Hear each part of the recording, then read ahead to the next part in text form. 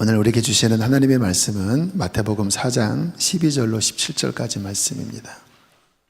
예수께서 요한이 잡혔음을 들으시고 갈릴리로 물러가셨다가 나사렛을 떠나 스불론과 납달리 지경 해변에 있는 가버나움에 가서 사시니 이는 선지자 이사야를 통하여 하신 말씀을 이루려 하심이라. 일러스되 스불론 땅과 납달리 땅과 요단강 저편 해변길과 이방의 갈릴리여, 흑암에 앉은 백성이 큰 빛을 보았고 사망의 땅과 그늘에 앉은 자들에게 빛이 빛이었도다 하였느니라.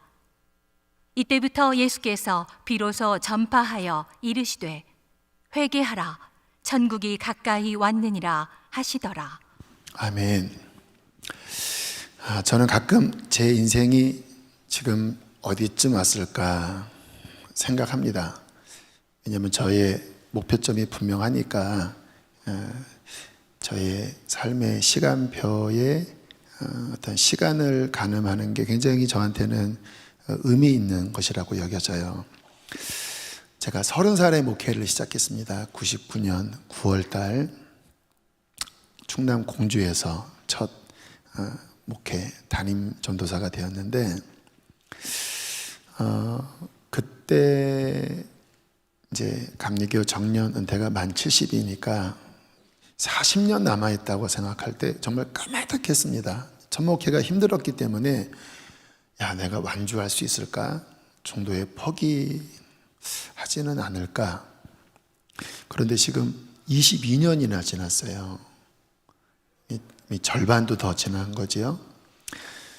그리고 10년 전에 개척을 했는데 이 10년이라고 하는 시간이 제 느낌에 한 3년, 4년 정도 지난 체감적인 시간밖에 느껴지지 않아요, 솔직히.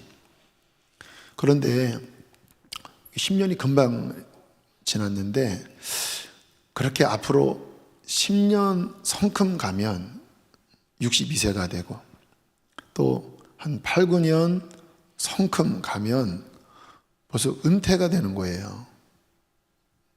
많이 남은 게 아니라는 느낌이 들면서 그렇게 성큼 10년, 성큼 7, 8년, 또 은퇴 후에 어떻게 제가 살지 모르겠지만 또 성큼 걸어가면 그냥 주님 앞에 서는 거예요. 여기 중간에 계신 분이 성큼 하면 이 앞에 선다고 생각하는 것처럼 남은 인생이 몇 발자국만 가면 주님 앞에 선다라고 하는 인식을 가지면 마음이 묘한 느낌이 들면서 내가 지금 잘 가고 있나? 주님 앞에 서면 나는 칭찬받을 수 있을까? 좀 고민이 돼요. 목사님이 고민하면 어떡합니까? 근데 고민이 돼요. 왜냐하면 하나님의 생각이 우리의 판단 기준과 많이 다르거든요. 지난주에 무슨 볼 일이 있어서 잠깐 강남에 가게 되었습니다. 제가 사는 요 지역은 좀 사람들이 많이 다니지 않은 지역이라 저는 한적한 게 좀 좋거든요. 근데 서울 가면 좀 마음이 심란합니다. 막 빌딩도 높고 사람들도 분주하게 다니는 모습 보면 그래요. 어떤 빌딩 안에 들어갔더니 사람들이 어쨌든 마스크 쓰고 바쁘게 왔다 갔다 하는데 마트에서 물건 파는 사람, 또 몸이 아파서 병원에 있는 사람, 또 잘 차려입은 사람, 이런 여러 사람들의 모습을 보면서 어떤 생각이 들었습니다. 참 사람이 뭔가 열심히 사는데 잘 살기도 하고 어렵게 살기도 하는 이 인생이 잘 사나 못 사나 다 힘겨워하는 것 같다는 생각이 드는 거예요. 여러분 그렇지 않나요? 다들 이렇게 표정이 밝지가 않았고 뭔가 이렇게 생명 없어 보이는 느낌 아십니까? 이 콘크리트 잿빛 느낌? 영적으로요.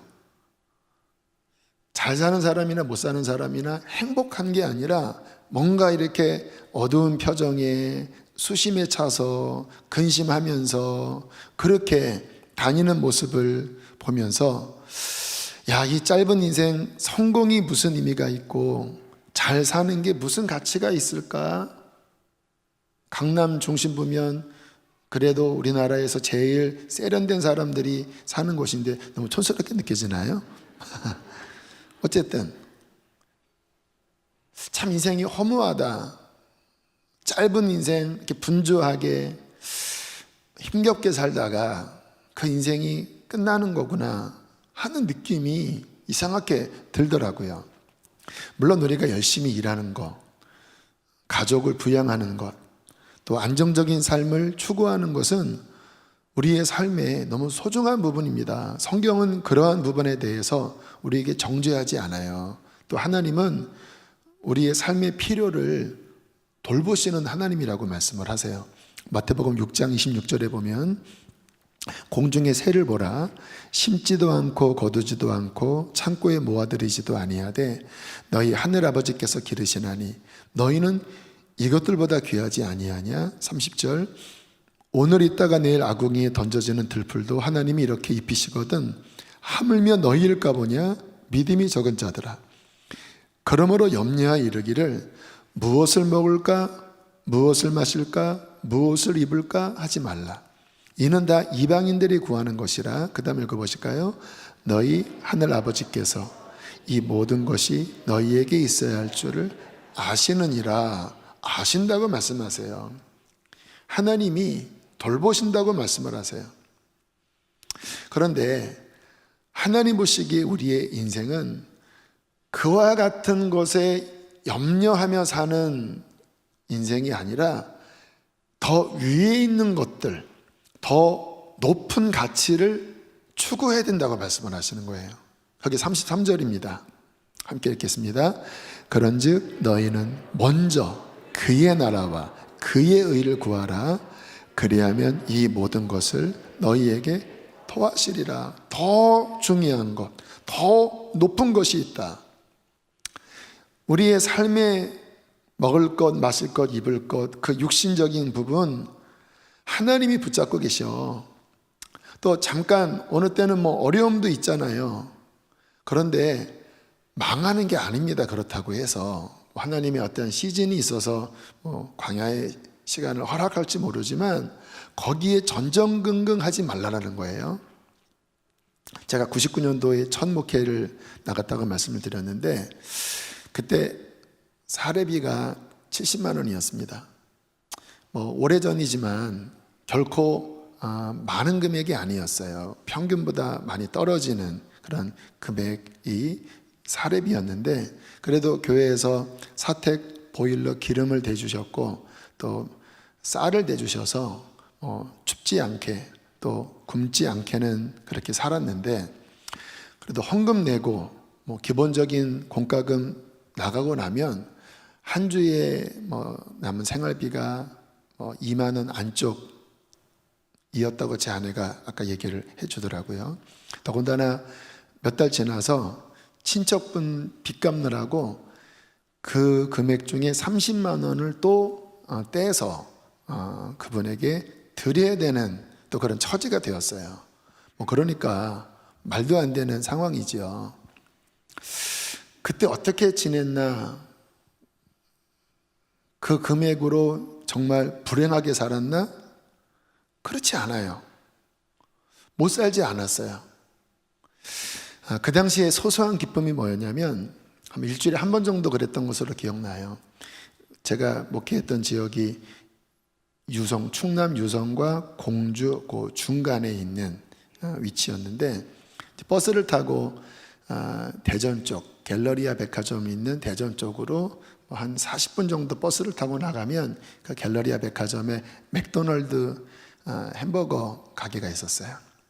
거기에 제 아내와 함께 새우버거 세트를 먹었나 새우버거를 먹었나.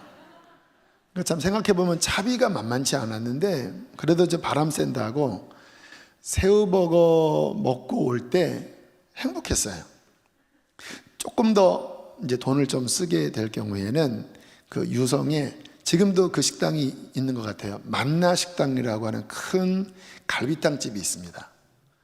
그 갈비탕집 만당 식당 가서 갈비탕 먹으면 좀 부자가 된 느낌이었어요.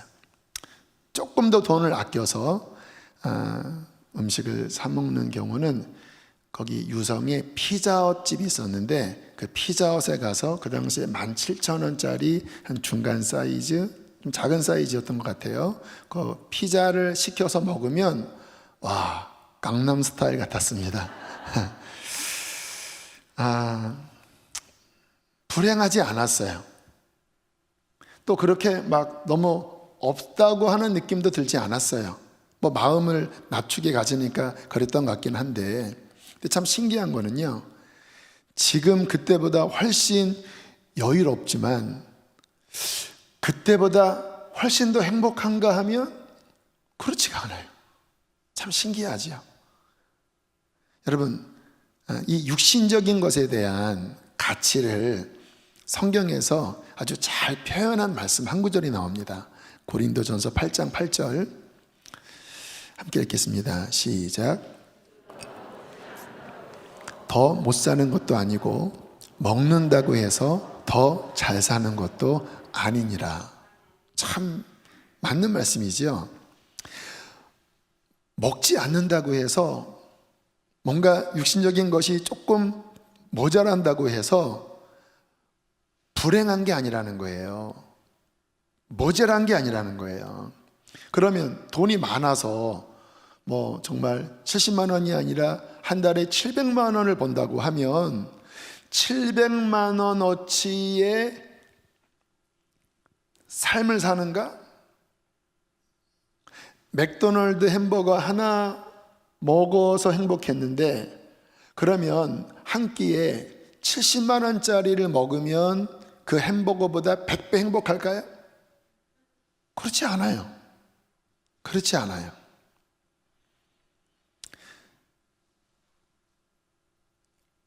우리 소중한 사람들 가서 급식 봉사를 하잖아요. 뭐 노숙인들에게 드리는 음식이니까 뭐 정말 막 비싼 음식은 아니에요. 그래도 정성껏 만든 음식, 우리 사모님이 아무튼 그분들에게 고기 반찬, 그래도 따뜻한 밥 드시게 하고자 늘 기도하시는데, 참 신기한 게요, 그분들에게 이렇게 배식하고 이렇게 그분들 드시는 거 보면은 그렇게 먹고 싶습니다. 그러나 이제 배식 끝나고 먹어야 되니까 배에서 그렇게 막 땡겨요. 그리고 이제 다 배식 끝나고 청소한 다음에 밥을 먹을 때면 와, 얼마나 맛있는지 정말 사모님한테 그렇습니다. 근래 먹은 음식 가운데 제일 맛있는 식사가 이곳에서 섬기고 난 다음에 먹은 식사입니다. 한 2,000원, 2,500원밖에 되지 않는 식사예요. 뭐 원가는 1,000 얼마일 것 같아요. 뭐 밥 한 끼에 음식 몇 찬이니까. 그래도 비싼 음식 못지않게 맛있게 또 행복하게 먹을 수 있는 것, 그게 육신적인 어떤 가치라는 거예요. 더 많다고 해서 더 많이 행복한 것도 아니고 좀 모자란다고 해서 그게 생각이 나는 불행이 아니니까 스스로 불행한 거지, 실제 우리의 육체는 그게 못 사는 게 아니라는 거예요. 하나님은 우리에게 말씀하십니다. 내가 너희의 먹을 것, 입을 것 내가 준다. 뭐 이렇게 넉넉한 건 아니지만 내가 너희의 삶을 돌본다. 그런데 너희는 더 위에 있는 거, 더 영원한 거, 그렇잖아. 이 육신은 잘 사나 못 사나 한 20-30년 지나면 다 사라져버리고 불타 없어질 거잖아요. 거기에는 진정한 만족과 가치가 없습니다. 본질 자체가 그래요. 왜? 너무나 제한된 시간 속에서 유지되는 거니까. 그러면 영원한 것은 무엇일까? 정말 가치 있는 것은 무엇일까? 당연히 하나님께 속한 거죠. 그리고 이 땅의 나라가 아니라 영원한 하나님의 나라에 속한 거죠. 그리고 사라져버릴 사람의 생각이 아니라 하나님의 뜻, 하나님의 생각, 하나님의 영광, 이것이 정말 의미 있고 가치 있는 거잖아요. 그거를 추구하라는 거예요. 여러분, 신앙생활은 뭐죠? 어떤 분들은, 물론 저희 교회는 안 그러리라 싶은데, 어떤 분들은 신앙생활이 고작 이 땅에서 성공하는 것, 이 땅에서 잘 먹고 잘 사는 것을 위해서 하나님이 나를 도우시는 이 수준으로 전락시켜 버립니다. 진짜 이것은 하나님을 망령되게 일컫는 거예요.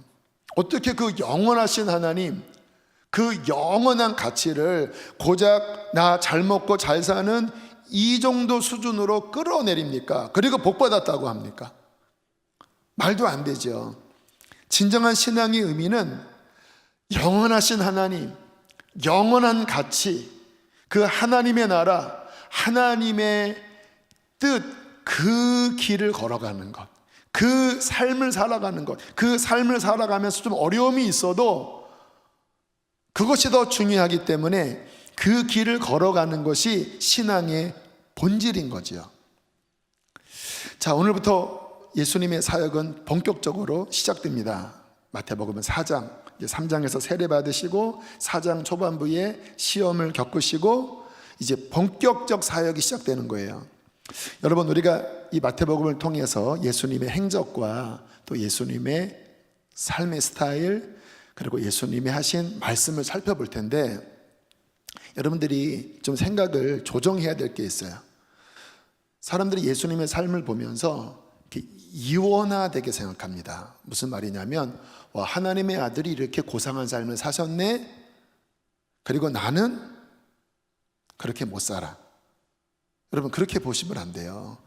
예수님이 성경에서 보여주시고 말씀하셨던 그 삶은 우리에게 따라오라고 보여주신 본입니다.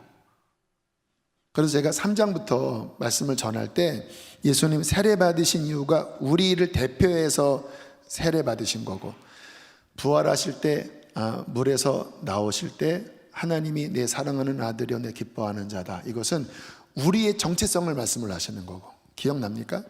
그리고 4장 광야의 시험은 우리가 겪어야 할 시험을 몸소 승리하시면서 우리가 겪는 시험을 이기도록 도와주시는 거다, 이렇게 말씀을 드렸잖아요. 무슨 의미냐면 예수님의 삶이 우리가 반드시 본받아야 할 주님 나라를 향하여 걸어가기 위한 필수적인 그 길이라는 거예요. 그래서 오늘부터 주님이 이제 선포하시고 말씀하시는 그 모든 삶은 어떻게 보셔야 되냐? 이게 참된 신앙의 길이고, 이게 내가 걸어가야 할 그 레일이구나, 이게 나의 갈 방향이구나, 이렇게 보셔야 돼요. 자, 그러면 예수님이 어떠한 삶을 사셨을까? 자, 14절에 그 핵심적인 말씀이 이렇게 표현되어 있습니다. 함께 읽겠습니다. 시작.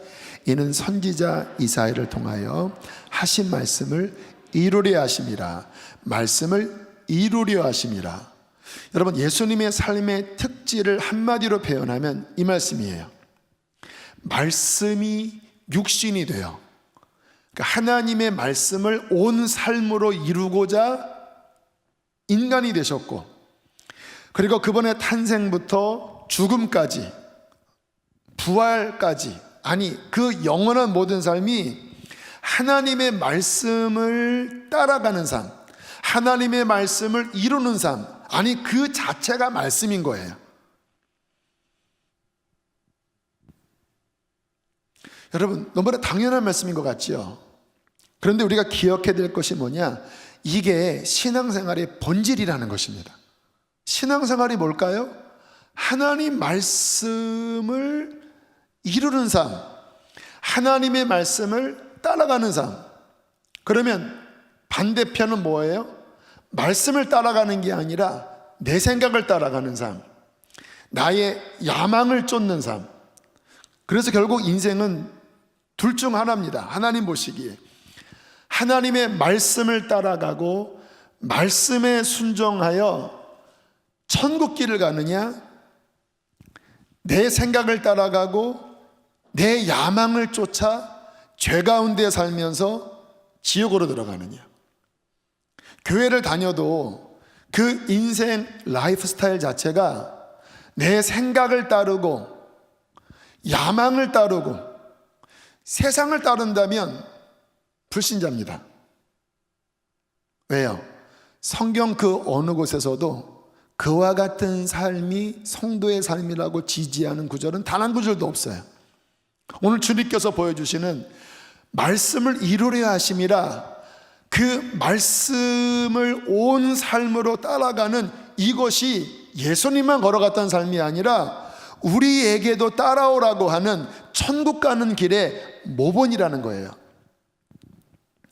그런 관점에서 그 성경에 나타난 인물들의 그 삶의 모습들을 보면 보이는 게 있어요. 제가 잠깐 그 믿음의 가문에 속했던 쌍둥이 이야기를 그 관점으로 잠깐 보여드릴게요. 아브라함이 믿음의 조상이었고, 아브라함의 아들이 이삭이었고, 그리고 이삭으로부터 쌍둥이가 태어나는데 에서와 야곱이에요. 에서가 먼저 태어나서 한 배에 있었지만 먼저 태어나서 장남이고, 야곱이 둘째입니다. 그런데 이 둘이 아쉽게도 갈라져 버립니다. 형제의 의가 나눈 게 아니라 영적으로 야곱은 하나님의 복의 계열에 들어가서 믿음의 조상이 되고, 에서는 이방인이 돼버려요. 불신자가 돼버려요. 근데 뱃속에서부터 하나님은 그것을 예견하셨습니다. 내가 야곱을 사랑하고 에서는 싫어했다라고 하는 말씀이 나와요. 그리고 난 다음에 야곱과 에서의 그런 내면을 들여다보면 특질이 발견이 됩니다. 야곱은 불완전한 사람이에요. 고집도 세고 욕심도 많고, 그리고 그의 삶이 평탄치 않은 굉장히 좀 좌충우돌을 한 그러한 삶이었어요.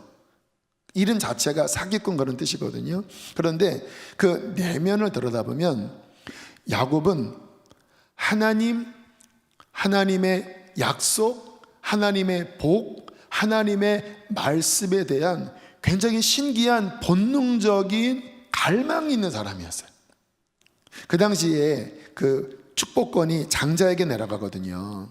그런데 특별히 아브라함 가문에게 내린 축복권은 재산을 좀 더 많이 분배해 주는 그 축복이 아니었고, 하나님의 언약, 다시 말하면 온 인류를 구원하기 위하여 메시아를 주시겠다고 하는 하나님 말씀 핵심적인 그 복이 담겨져 있는 게 아브라함에게 임했던 복이었어요. 알고 계시죠? 근데 본인이 늦게 태어났잖아요. 형에게 그게 가야 되는 건데, 뭔지는 잘 모르지만 깊은 내면 안에 그 복을 놓친 것에 대한 굉장한 목마름이 있었습니다. 하나님의 말씀에 대한 굉장한 갈망이 있었다라는 거예요. 그래서 야곱의 인생을 보면 그것을 가로채고자 막 굉장히 곤모술수를 막 하면서 뭔가 비도덕적인 것처럼 보였지만, 그러나 하나님이 야곱의 손을 들어주신 이유는 그 야곱 안에 있던 말씀에 대한 반응, 그 말씀 안에 들어가고자 하는 그 목마름, 이것을 보시고 인정하셔서 결국 야곱에게 이 복이 임하게요.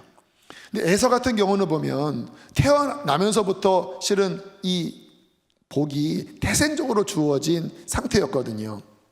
근데 내면의 성향이 그것을 받을 그릇이 아닌 거예요.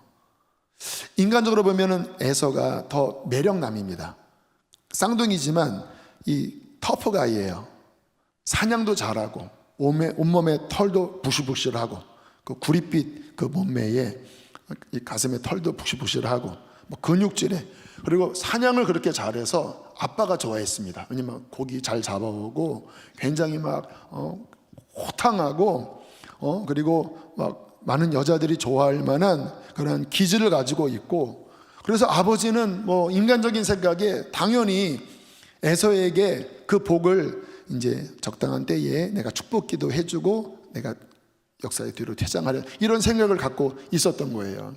그런데 그런 인간적인 장점과 상반되게 그 내면 안에 하나님, 아브라함에게 주셨던 그 영원한 말씀의 복, 영원한 가치, 이게 재미가 없게 느껴지는 성향이 있는 거예요. 그 단적인 예가 우리가 잘 아는 배고플 때 팥 팥죽 한 그릇에 그냥 그 장자권을 그냥 내팽개쳐 버리는 그 태도 속에 에서의 마음에 말씀을 대하는 이 경박한 태도가 담겨져 있습니다. 자, 그 성경을 제가 다시 한번 보여드릴게요. 창세기 25장 31절. 야곱이 이르되 형의 장자의 명분을 오늘 내게 팔라. 32절 읽어보실까요? 이 장자의 명분이 내게 무엇이 유익하리요? 제가 읽을게요. 야곱이 이르되 오늘 내게 맹세하라. 에서가 맹세하고 장자의 명분을 야곱에게 판지라. 그 다음 읽어보실까요? 에서가 장자의 명분을 가볍게 여기me었다. 여러분, 이 말씀 속에 하나님의 감정을 느끼셔야 돼요. 하나님이 굉장히 불쾌하게 여기시는 거예요. 너 이 장자권 안에 뭐가 들어있는 줄 아니? 너 지금 이 영원한 가치에 대하여 지금 네 태도가 경박스럽게 나가는구나. 여러분, 팥죽 한 끼 식사입니다. 팥죽 한 그릇이에요. 육신의 배가 꼬르륵 꼬르륵 가는데 그 팥죽 한 그릇에 그래 네가 먹어라. 장자권 애따 네가 먹어라. 하하하. 뭐 이게 정말 그렇게 말한다고 넘어갈까라고 아마 생각했을 수도 있어요. 근데 태도가 그런 거예요. 이게 정말 귀한 거라면 어디 네가 감히 이거를 나한테 달라고 그래? 너 이게 얼마나 중요한지 알아? 우리 할아버지 때부터 하나님이 언약하신 거야. 어디 감히 이게 뭐 이렇게 하는 게 그 안에 있는 가치에 따른 반응이잖아요. 근데 애따 네가 먹어라. 그래 너 원해? 그래 너 가져. 내가 이렇게 말한다고 이게 뭐 믿게 되겠니? 아빠는 나 좋아해. 축복해 줄 거야. 근데 그 태도 자체가 하나님의 영원성, 하나님의 복, 하나님의 말씀, 뭐 이건 나한테 그렇게 중요한 게 아니고 그냥 내가 사냥하고 그냥 내 배 부르고 그냥 나 잘 살고 나 이거면 나는 만족한 거 아니야? 허허허. 인간적으로는 매력적으로 보이지만 하나님은 그게 싫으신 거예요. 왜요? 진정한 신앙은 하나님 말씀에 어떻게 반응하고 어떠한 가치를 두는가에 그 핵심이 담겨져 있는 거기 때문에. 이사야 40장 6절로 8절에는 이렇게 말씀을 하고 있습니다. 함께 읽어보실까요? 모든 육체는 풀이요 그의 모든 아름다움은 들의 꽃과 같으니 풀은 마르고 꽃은 시들면 여호와의 기운이 그 위에 불미라. 이 백성은 실로 풀이로다. 풀은 마르고 꽃은 시드나 우리 하나님의 말씀은 영원히 서리라 하라. 여러분, 육체가 풀이래요. 그 안에서 핀 그 영광이 잠깐 핀 들꽃이래요. 들꽃 보셨죠? 그 조그만 조그만 꽃. 그게 인생이 이 땅에서 나 성공했어, 나 잘 살아 하는 그 잠깐 핀 꽃이라는 거예요. 그런데 하나님의 인생의 바람, 시간의 바람이 불면 금방 시들어버리고 금방 꽃이 떨어지네요. 이 백성은 실로 풀이로다. 허망한 인생이로다. 제가 지난주 서울에 나가서 그 인생들이 뭐 잠깐 꽃이 그 위에 핀 것 같지만 생명 없고 그냥 이 세상의 어떠한 것에 고개를 숙이고 그렇게 이상 쓰면서 그냥 그렇게 저버릴 인생을 사는 그 허탄한 이 백성은 실로 풀이로다. 풀은 마르고 꽃은 시들어버린다. 근데 그 속에서 하나님이 영원성을 이야기하시는 거예요. 무엇이 영원합니까? 하나님의 말씀. 아브라함에게 있었던 하나님의 말씀, 야곱이 그렇게 목말랐던 하나님의 영원한 말씀, 그 말씀이 2000년 전에 육신을 입고 오신 거예요. 그 말씀은 영원한 거거든요. 영생을 주는 거거든요. 이 땅에 영생이 없었는데 잃어버렸죠, 인간의 죄 때문에. 하나님의 말씀이 영생을 주기 위해 이 땅에 오신 거예요. 그리고 그 영생의 말씀이 우리들에게 이렇게 선포하셨습니다. 요한복음 11장 25, 26 크게 읽으실까요? 예수께서 이르시되 나는 부활이요 생명이니 나를 믿는 자는 죽어도 살겠고 무릇 살아서 나를 믿는 자는 영원히 죽지 아니하리니 이것을 내가 믿느냐. 나는 이제 하늘문을 열기 위하여 너희의 죄를 지고 죽을 거고, 그리고 너희를 그 영생의 길로 들어가기 위하여 부활할 거다. 나는 영원한 생명의 말씀이다. 나를 믿는 자는 죽어도 살겠고, 살아서 나를 믿는 자는 나와 함께 영원히 죽지 않는 영생의 길로 들어가게 될 거야. 내가 너희에게 이 영생을 얻게 하려고 하나님의 말씀이 되어, 말씀이 육신을 입고 그 하나님의 말씀을 따르는 본을 보였어. 내가 이 말씀을 따르기 위하여 십자가도 졌고, 이 말씀을 순종하기 위하여 나의 삶을 드렸어. 그런데 그 결과가 너희에게 영원한 삶을 허락하는 거야. 그러므로 나를 믿어. 그 말은 어떤 의미입니까? 내가 이 말씀을 따른 것처럼 너희도 하나님의 말씀을 따르는 길을 걸어와라.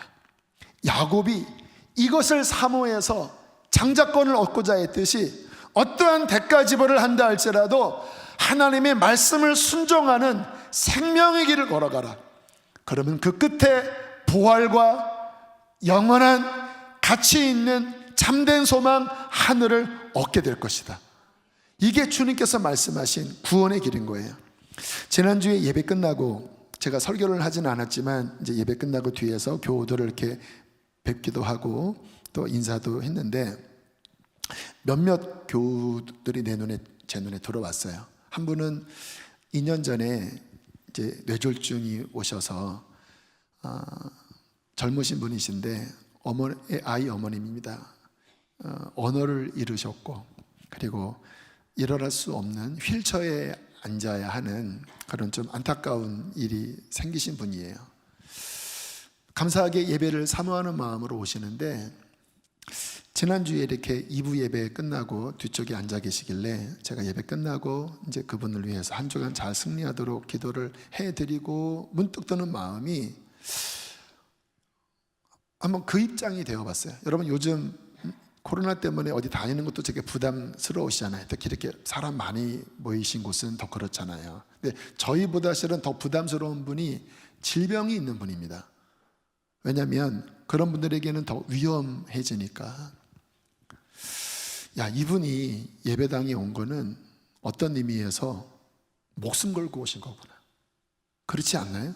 여러분이 그 입장이었다면 지금 사람이 이렇게 많이 있는 곳에 오실 때는 그분이나 남편이나 깊은 마음 안에 한번 심호흡을 하고 오셨을 거예요. 그냥 댁에서 예배 드려도 괜찮아요. 다 우리가 이해하잖아요. 제가 그런 경우까지 뭐라고 하는 건 아니거든요. 그냥 힘이 되는데도 계시니까 제가 자꾸 이렇게 말씀드리는 거지, 그런 상황에 계신 분들은 그렇게 해야지요. 근데 왜 나오셨죠? 뭔가 목마름이 있는 것이 아닐까요? 그런 위험을 안고서라도 그래도 좀 더 가까이 말씀을 듣고 싶은 그 중심 안에는 하나님의 말씀에 대한 더 깊은 목마름이 있는 것이 아니었을까? 목숨 걸고 나오신 거구나. 괜히 눈물이 나더라고요. 3부 예배 말씀 끝나고 또 인사를 드릴 때 60대 아마 중반 정도 되신 2년 전에 세례 받으신 완전 초신자십니다. 근데 그때도 실은 암투병 중이셨고, 또 근래에도 이제 항암 치료를 받고 계셔요. 그분 따님이 저희 교회를 나와서 가끔 따님 만나면 어머니 잘 지내시냐고, 왜냐하면 세례 받으신 지 2년밖에 안 되셨고, 또 받자마자 코로나 때문에 얼굴을 많이 못 뵈서 궁금했는데, 지난주에 3부 예배 끝나고 이렇게 오셨더라고요. 마치 이렇게 제 앞에 와서 목사님 저 왔어요 하는 그 표정이었습니다. 따님 통해서 목사님이 안부 물어봐요, 그렇게 얘기를 하셨나 봐요.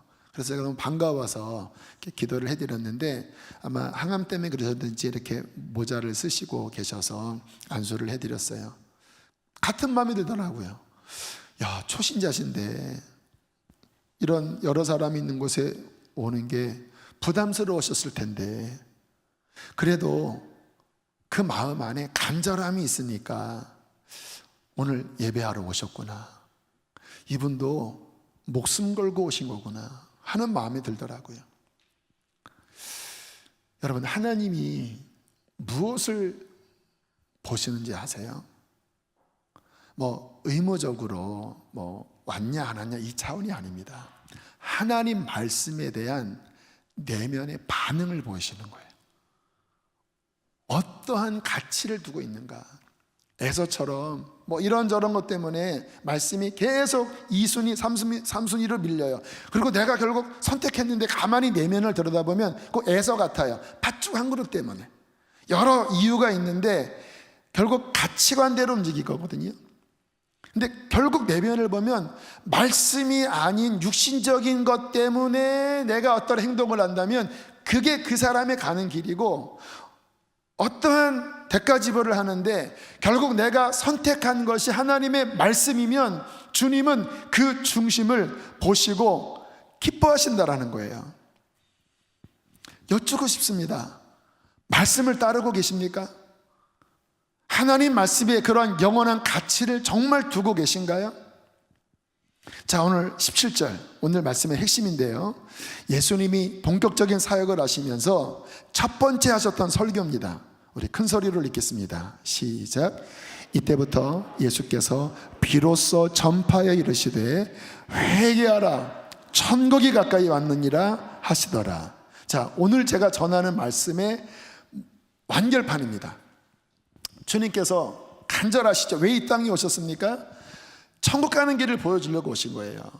사람들은 어떤 모습이었어요? 천국으로 가는 모습이 아니었어요. 어떻게 살아가요? 내 생각을 쫓고, 잘 들으세요, 내 생각을 쫓고 내가 주인이고 눈에 보이는 육신의 것만을 위하여 살아가는 게 인생의 모습입니다. 왜? 하나님을 잃어버렸으니까. 종교는 가졌다 가졌다 할지라도 내면을 들여다보면 결국은 내가 주인이 되어 내 생각을 따르고 육신의 것을 위하여 세상을 따라가는 삶이에요. 그 끝은 어디입니까? 지옥입니다. 주님께서 오셔서 우리의 구원을 위하여 이 땅에 오셨잖아요. 첫 번째 하신 말씀 안에 모든 게 다 들어있는 거예요. 회개하라. 회개의 뜻은, 성경적인 뜻은 방향전환을 하라는 거예요. 유턴하라는 거예요. 그 길로 가지 말고 천국 가는 길로 유턴해라. 방향전환을 해라. 그 방향전환이 어디예요? 하나님 나라다. 하나님의 나라로 방향전환하는 삶은 무엇입니까? 내 생각 내려놓고 하나님의 말씀을 따르는 길이죠. 세상 나라를 추구하는 게 아니라 하나님의 나라를 추구하는 거지요. 그러면 저처럼 내 인생이 어디까지 왔나? 여러분, 죽음을 어떻게 생각하세요? 저는 제 인생에 대한 그림이 분명해요. 죽음은 끝이 아닙니다. 저에게는 주님 앞에 서는 거고, 제 한 번밖에 없는 인생은 일회용이 아니에요. 주님 앞에 설 날을 준비하며 걸어가는 여정이자 경주인 거예요. 그러니까 내가 지금 어디쯤 왔나 자꾸 그렇게 생각을 하는 거예요. 이 상태에서 주님 앞에 서면 그런 생각을 하는 거예요. 천국 가는 길이 뭐예요? 그 내용이 내 생각이 아니라 말씀을 따르고 있어야 돼요. 여러분, 말씀을 따르고 있습니까? 세상 나라가 아니라 하나님의 나라가 목적인 거예요. 내가 주인이 아니라 예수 그리스도가 주인인 거예요.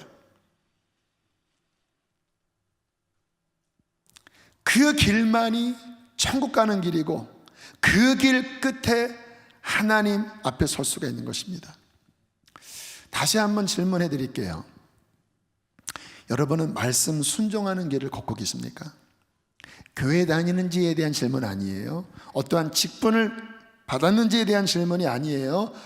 그 본질 내용을 제가 여쭙고 있는 거예요. 말씀 순종의 길을 걸어가고 계십니까? 지난주 화요일쯤 오늘 말씀을 준비하려고 제가 기도하다가 이제 이 아이패드로 말씀을 폈어요. 근데 문득 준엄한 하나님의 음성이 제 영혼 안에 쿵 하고 들리는 것 같았어요. 귀로 들리는 건 아니고 마음으로. 이러한 어떤 음성이었습니다. 넌 지금 말씀에 순종하는 길 위에 서 있느냐? 네가 나의 말씀을 전하려고 준비하려고 말씀을 폈는데 지금 너의 삶의 위치가, 네 가는 길이 나의 말에 순종하는 길 위에 서 있느냐, 아니면 네 생각대로 살아가는 그 길 위에 서 있느냐? 말씀에 순종하는 길 위에 서지 않는다면 말씀 전하지 말아라. 아무 의미가 없다. 아무 가치가 없다. 네가 나의 말을 전하려면 너의 삶이 나의 말에 순종하는 그 길 위에 서야 하는 것이다. 갑자기 이 영감이 쿵 하고 오는데요, 가슴이 찔리더라고요. 뭔가 제 안에 하나님께서 책망하시는 부분이 있구나. 주님 회개합니다. 도와주십시오. 하나님 말씀 위에 제가 서겠습니다. 말씀을 잘 전하고 못 전하고 이게 저한테 중요한 게 아니라 말씀을 순종하는 그 길 위에 하나님 서겠습니다. 성령님 저를 도와주십시오. 회개하면서 간절한 기도가 나왔어요.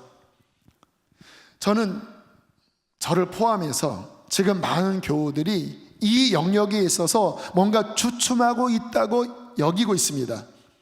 말씀에서 멀어지는 거예요. 예배는 나오지만 뭐 인터넷으로 예배 드리지만 그게 중요한 게 아니거든요. 하나님의 말씀의 길을 힘써 순종하며 걸어가야 그리스도인이고, 그래야 말씀도 들리고, 그래야 천국인데 점점 내 삶에 세상이 들어오고 인간적인 사고방식이 내 안에서 작동하고 내가 추구하는 게 육신의 것만을 추구하는 가운데 인터넷 예배를 본들 하나님과 상관이 있겠습니까? 주님께서 이러한 말씀을 통하여 저와 우리 성도님들에게 다시 한번 주의를 환기시키고 있구나. 물론 그렇더라고요. 저도 주님 따르는 이 길을 오랜 시간 걸어오면서 추춤할 때가 있더라고요. 뭔가 길을 잃을 때도 있더라고요. 그리고 넘어질 때도 있더라고요.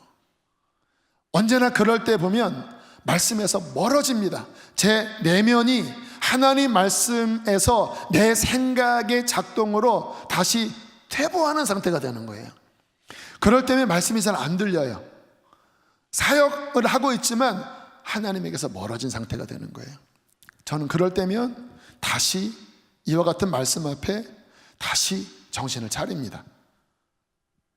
그리고 뭔가 잘라내야 할 것이 있다면 잘라내야 돼요. 그게 회개지요. 왜? 그거 안 잘라내면 그 죄에 묶여 있으면요, 그러면 못 갑니다. 여러분, 지금 달리는 사람에게 덫에 걸려서 뭔가 올무에 걸려서 어느 기둥에 딱 묶여 있는데 달려갑니까? 죄가 그런 거예요. 죄에 묶여버리면 더 이상 못 달려가요. 끊어버려야 돼요. 뭔가 약해질 때가 있잖아요. 지금 코로나로 뭔가 길어지면서 힘이 빠지고 뭔가 이렇게 혼미해질 때가 있잖아요.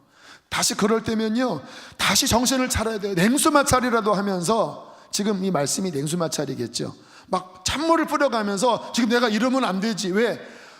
우리는 목표가 분명하잖아요. 다시 정신을 차리고 다시 심호흡하고 심기일전하고 다시 허리띠 한 칸 더 졸라매고, 그리고 뭔가 벗을 건 벗어버리고 다시 달려가기 시작해야 돼요. 길을 잃을 때도 있죠. 뭐 어떤 연유로 해서 잘못된 길로, 그러면 나타나는 현상이 영적으로 어두워져 버립니다. 영적으로 방황하게 돼요. 깜깜해져 버려요. 왜? 길을 잃은 거예요. 그럼 어떻게 합니까? 계속 가면 안 돼요.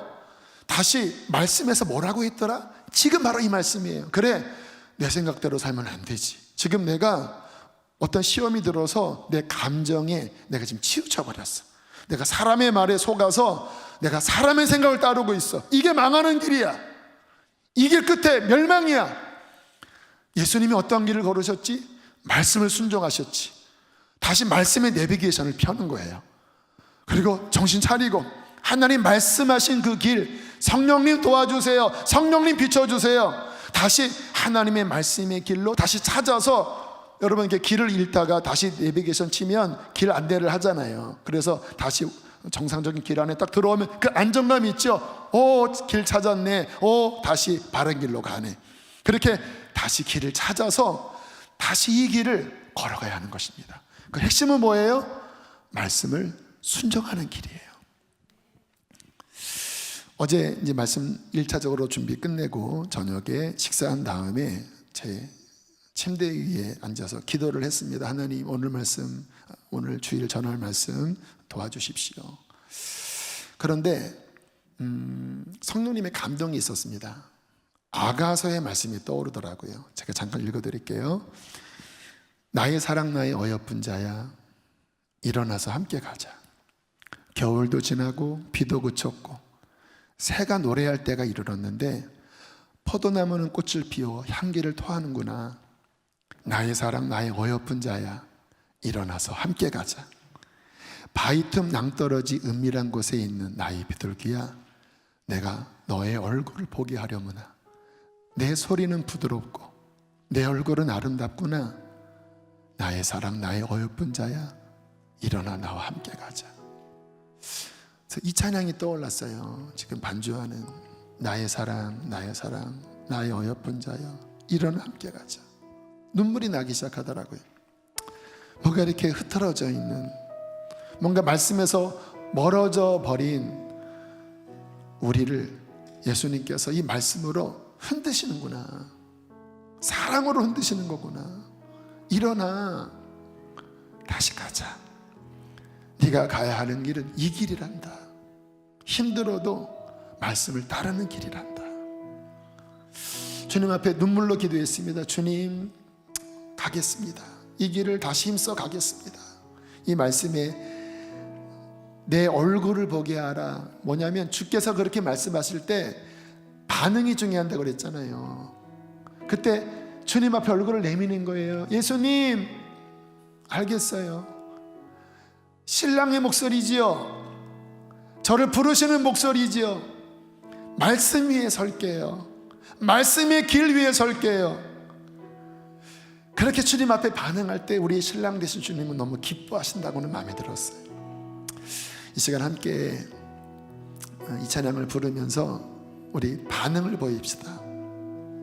주님, 그렇게 하겠습니다. 주님, 다시 힘을 내어 저 하늘나라를 향하여 주님과 함께 걸어가겠습니다. 그렇게 함께 찬양합시다.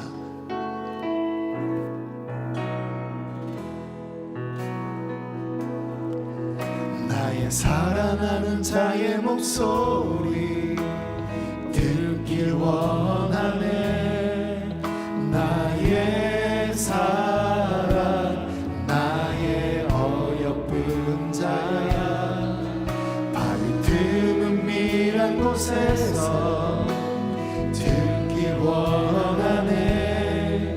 부드러운 주님의 음성. 나의 사랑 나의 사랑 나의 사랑 나의 사랑 나의 어여쁜 자야, 일어나 함께 가자. 나의 사랑 나의 사랑 나의 어여쁜 자야, 일어나. 주님께서 우리 앞에 계신 것 믿고 주의 손을 꼭 잡아보실까요? 나의 사랑 나의 사랑하는 자의 목소리 듣길 원하네. 나의 사랑 나의 어여쁜 자야, 바위 틈 은밀한 곳에서 듣길 원하네. 부드러운 주님의 우리 주님과 함께 일어나서 갈까요? 나의 사랑 나의 사랑 나의 사랑 나의 어여쁜 자야, 일어나 함께 가자. 나의 사랑 나의 사랑 나의 어여쁜 자야, 일어나. 우리 한 번 더 주의 음성을 들읍시다. 나의 사랑하는 자야, 일어나 가자. 나의 사랑 나의 사랑 나의 어여쁜 자야, 일어나 함께 가자. 나의 사랑, 나의 사랑, 나의 사랑, 나의 사랑, 나의 어여쁜 자야 일어나 함께 가. 일어나 함께 가자.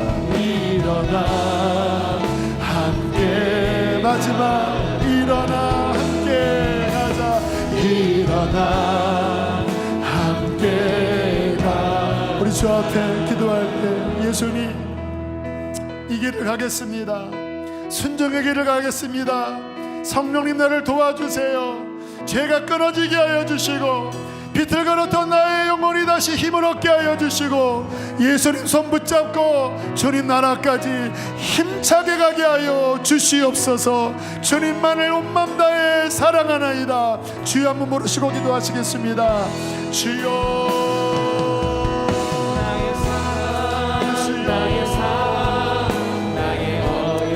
나의 사랑, 나의 어여쁜 자야 일어나서 함께 가자. 겨울도 지나고 비도 그쳤고 새가 노래할 때가 이르렀는데 포도나무는 꽃을 피워 향기를 토하는구나.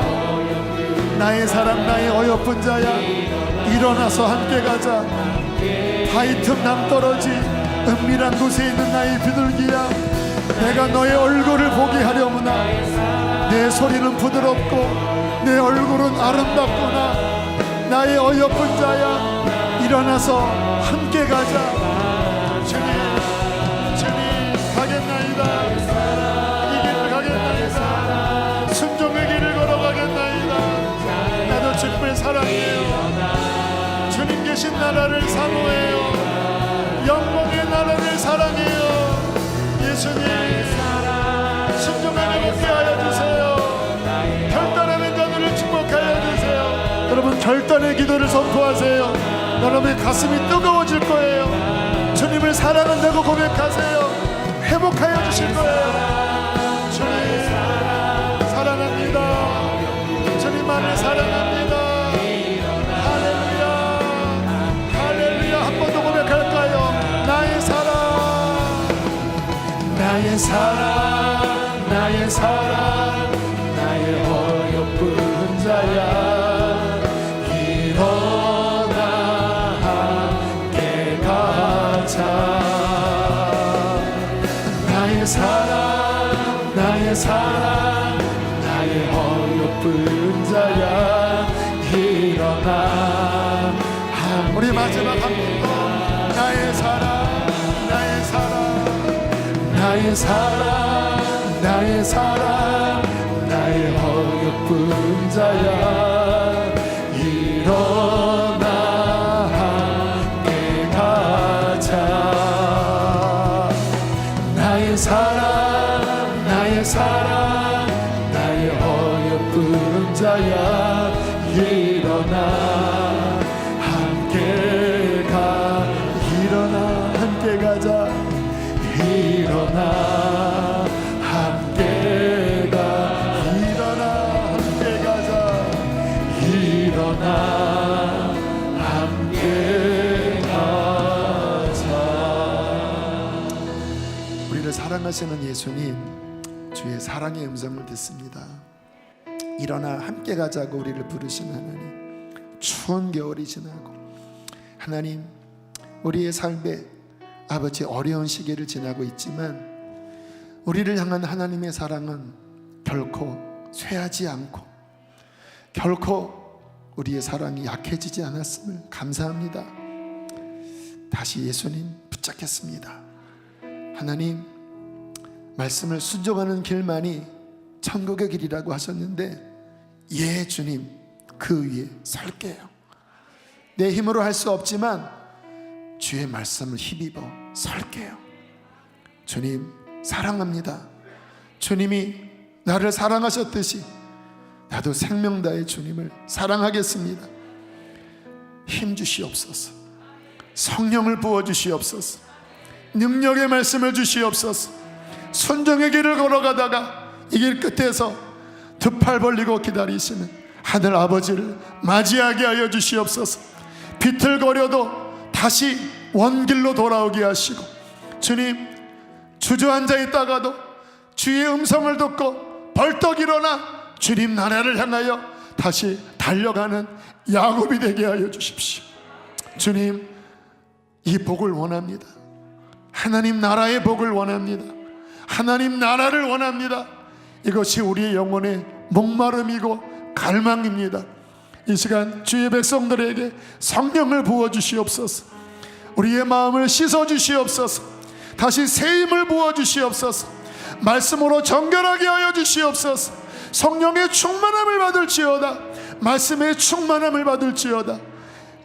몸이 병든 자들, 마음이 병든 자들, 주의 말씀으로, 주의 사랑의 말씀으로 치료하여 주시어서 다시 온전케 되게 하여 주시옵소서. 귀한 예물을 봉헌합니다. 우리 이 땅의 삶도 하나님 책임지시고 돌보신다고 하신 것을 믿습니다. 염려 다 내려놓습니다. 주님 함께 하시고 돌봐주십시오. 주님 건강을 위하여 기도합니다. 코로나로 우리는 늘 불안합니다. 주께서 보호하지 않으면 어떻게 이것을 지킵니까?